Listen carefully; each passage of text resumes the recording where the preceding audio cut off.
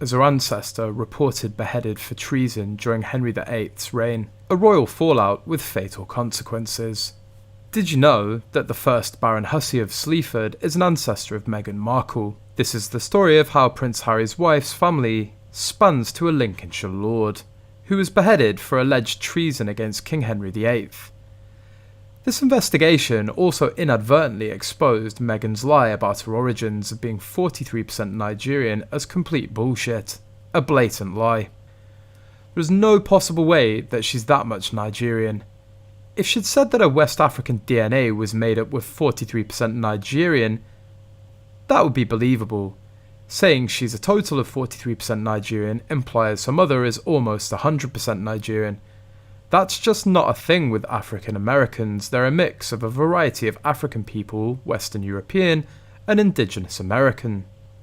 Meghan, the Duchess of Sussex, has been a consistent feature of headlines since her marriage to Prince Harry in 2018, and subsequent departure from the royal family duties in 2020. But when you take a trip down the ancestry of Meghan Markle, you eventually find your way here in Lincolnshire, and a lord who is even a chamberlain to Mary I, daughter of King Henry VIII. John Hussey, the first Baron of Sleaford, was the son of Chief Justice of the King's Bench Sir William Hussey, and he would go on to be knighted in 1497 after the Battle of Blackheath.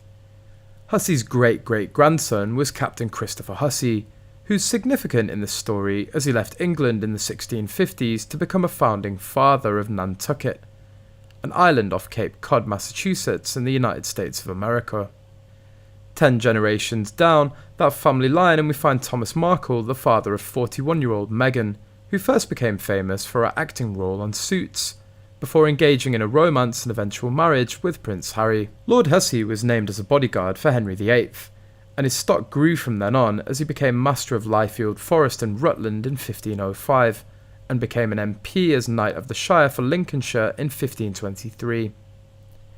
He was born in Sleaford, Lincolnshire in the mid-1400s, dying at the age of 70 after being beheaded at Tower Hill as part of a treason plot brought on by the then King Henry VIII.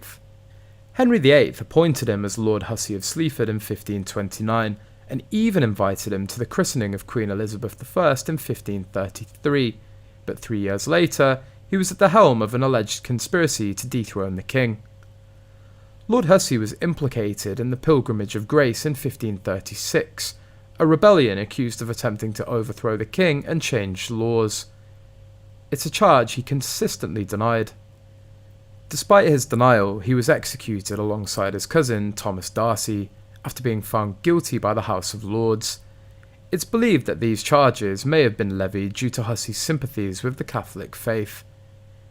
Descendants of Lord Hussey were left struggling financially and socially after this, as the family's assets and barony were forfeited following his execution, which played a part in Captain Christopher Hussey's emigration to the USA. The apple doesn't fall far from the tree with this one. Henry VIII loved to behead people for treason. Had things been the same now, these two would be off at the Tower. While there have been no beheadings or treason charges in this modern-day saga, Harry and Meghan have sparked debate and controversy since their stepping back from royal duties and moved to California.